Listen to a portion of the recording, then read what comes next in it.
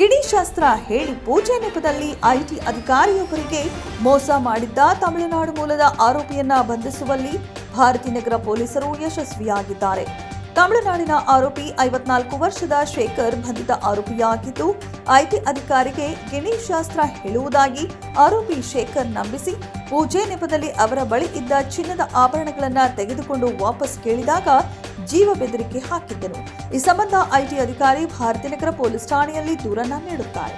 ದೂರನ್ನು ದಾಖಲಿಸಿಕೊಂಡ police inspector Firoz Mohammed ಅವರು ಆರೋಪಿಯ ಬಂಧನಕ್ಕೆ ತಂಡವನ್ನ ರಚಿಸಿ ತನಿಖೆಗೆ ಇಳಿಸುತ್ತಾರೆ.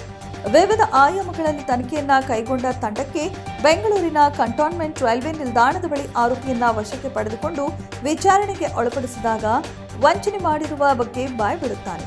ಆರೋಪಿಯ ಬಂಧನದಿಂದ 20,60,000 ರೂಪಾಯಿ ಮೌಲ್ಯದ 124 ಗ್ರಾಂ ಚಿನ್ನಾಭರಣ, 796 ಗ್ರಾಂ ಬೆಳ್ಳಿಯ ವಸ್ತುಗಳನ್ನು ಭಾರತೀನಗರ ಪೊಲೀಸ್ ಠಾಣೆಯ ಪೊಲೀಸರು ವಶಕ್ಕೆ ಪಡೆದುಕೊಂಡಿದ್ದಾರೆ.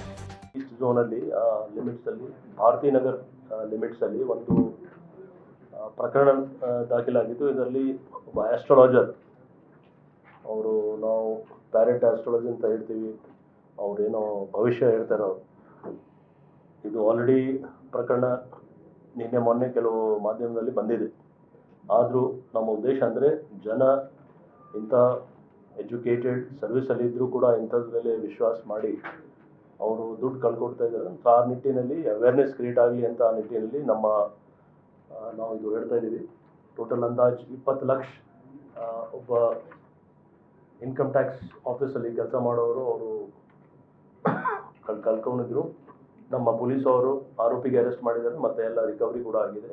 ಇದು ಎಲ್ಲ 124 ಗ್ರಾಮ್ಸ್ ಗೋಲ್ಡ್ ಮತ್ತು 796 ಗ್ರಾಮ್ ಆಫ್ ಸಿಲ್ವರ್ ಐಟಮ್ಸ್.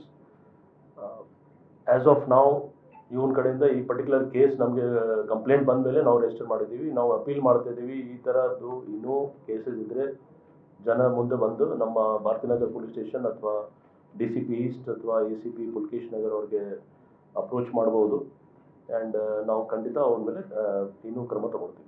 ಈ ಕಾರ್ಯಾಚರಣೆಯನ್ನ ಬೆಂಗಳೂರು ನಗರ ಪೂರ್ವ ವಿಭಾಗದ DCP doctor Vikram Amte IPS ಅವರ ನಿರ್ದೇಶನದಂತೆ ಪುಲಕೇಶಿ ನಗರ ಉಪವಿಭಾಗದ ACP ಗೀತಾ ಅವರ ಮಾರ್ಗದರ್ಶನದಲ್ಲಿ ಭಾರತೀನಗರ ಪೊಲೀಸ್ ಠಾಣೆಯ ಪೊಲೀಸ್ ಇನ್ಸ್ಪೆಕ್ಟರ್ ಫಿರೋಜ್ ಮೊಹಮ್ಮದ್ ನೇತೃತ್ವದಲ್ಲಿ PSI ಭಾಗ್ಯ, ASI ಸೈಯದ್ ಹುಲಿಕೊಪ್ಪ, ಸಿಬ್ಬಂದಿಗಳಾದ ಆನಂದ್, ಮುರಳೀಕೃಷ್ಣ, ಶೆಟ್ಟಪ್ಪ, ಸುಭಾಷ್, ಸಂಜೀವ್, ಸಿದ್ದಾರೆಡ್ಡಿ, ಶಿರಾಜ್, ವಿನೋದ್ ಅವರುಗಳ ತಂಡ ಆರೋಪಿಯನ್ನ ಪತ್ತೆ ಹಚ್ಚಿ ಬಂಧಿಸುವಲ್ಲಿ ಯಶಸ್ವಿಯಾಗಿದ್ದಾರೆ.